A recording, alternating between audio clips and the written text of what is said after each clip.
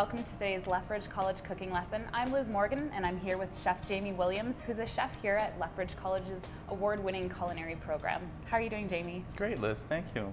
Today we're going to cook a beer can chicken. So how do we start? Okay, well for this recipe, what I like to do with the chicken or ribs or anything like that is brine it. Helps tenderize it, helps bring out some natural juiciness and flavor in the chicken. First of all, though, we'll let our viewers know that this recipe can be found in the 2013 issue of Wider Horizons, in the spring issue, or online at widerhorizons.ca. So how do we get started with the brine? Okay, Liz, the first thing we do, excuse me here, is we bring 1 gallon of water to a boil, okay? And to this, okay, we'll add 3/4 of a cup of kosher salt, okay, or sea salt. I just prefer that to the table salt, okay? And we'll add 2/3 of a cup of sugar. And the reason we boiled the water is just to completely dissolve that. So I'll whisk that until it's dissolved. Okay, so now that that's dissolved, I'm gonna let this cool down. Okay, and when it's cooling down to room temperature here, it can now sit for a little while, and I'll add to this the olive oil.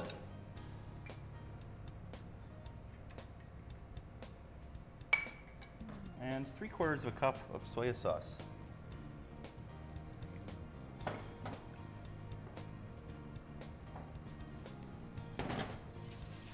So that just stirs to combine. Okay, later on I'll put this in the fridge, and then my chicken is ready to go in there.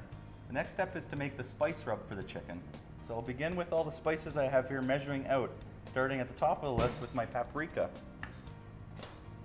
So 2 tablespoons of paprika.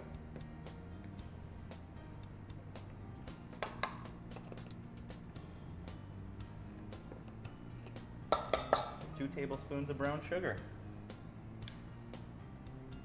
Chili powder, 1 tablespoon of chili powder. Now I'm using mild chili powder, but if you want a little heat, you could use a spicy or a hot chili powder. You could put some cayenne pepper in there. Kosher salt. Cracked pepper, 1 tablespoon. Garlic, onion, and cumin. Done the garlic now.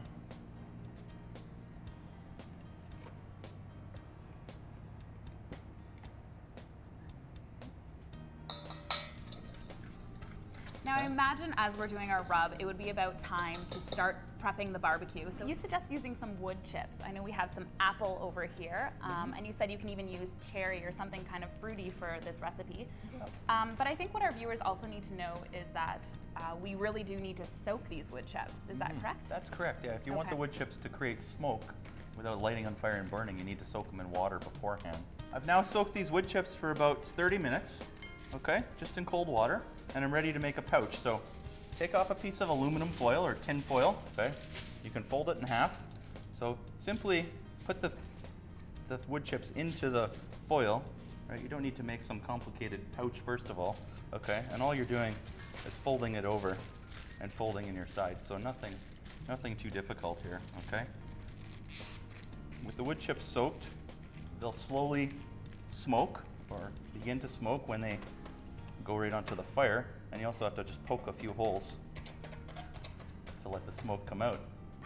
What's the next step for doing it in the oven? Okay, well the next step is we have to remove our chicken from the brine. So our chicken's been brining overnight. Okay.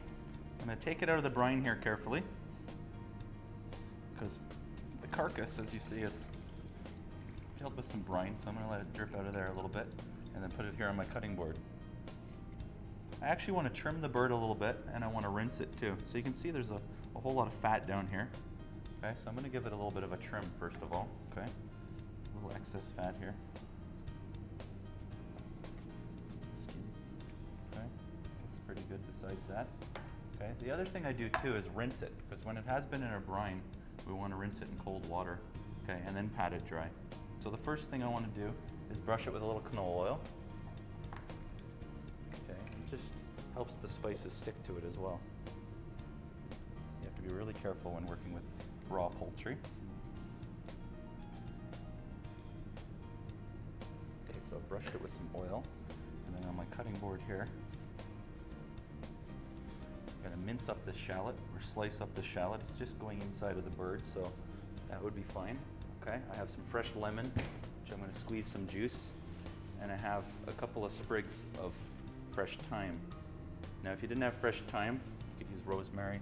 Any herb really that you'd like, anything earthy is going to give it a really nice flavor. So I'm just going to roughly chop up the thyme. And with the shallot too, I'm just going to slice up the shallot.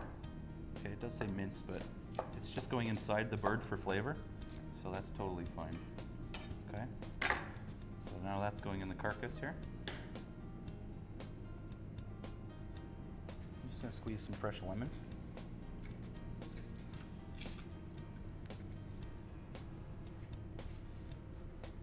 I gotta brush some lemon juice all over there too.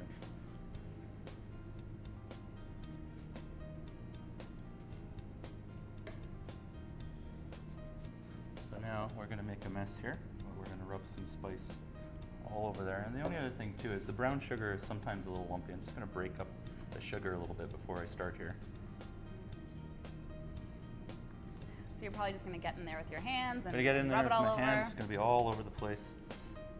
Is there a certain thickness? You know, some people might put on a lighter layer, or how do you know if it's a thick enough layer? Well, I'm not saying you need a thick layer. You just want some spice on there. So just like seasoning anything, it's kind of your preference. So I'm guessing that now is about the part that we start preheating our oven, since we're not going to do it on the barbecue. So I just need to do that at 375 degrees Fahrenheit. Is that right? That's right. Okay.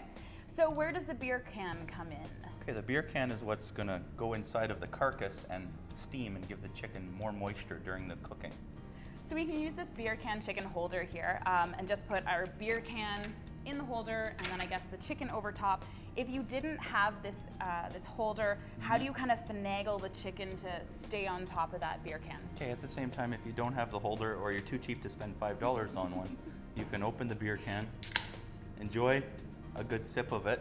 So would you like me to finagle the chicken onto the can? Yes, I would love to see this. I could, okay. And besides that, it does work, of course, better in the beer can chicken holder if it's something you're going to enjoy on a regular basis.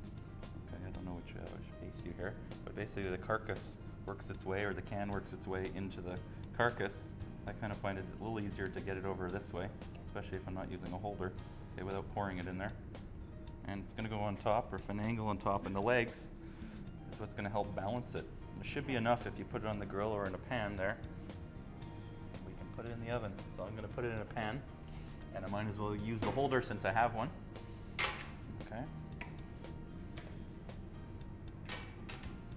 Okay, good. And I'll put this in my deck oven right over here. Excuse me. So we've waited about an hour and a half and made sure that the internal temperature of our chicken is around 77 degrees Celsius.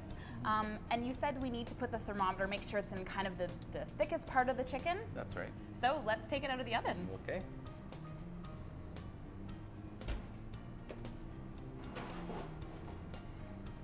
It smells really good and it looks great. Thank you. Well, here it is. Really, it's ready to go. It can feed a hungry man or perhaps a family of 4. Sounds good. If you'd like to email us, you can email us at whmagazine@lethbridgecollege.ca or look for more recipes at widerhorizons.ca.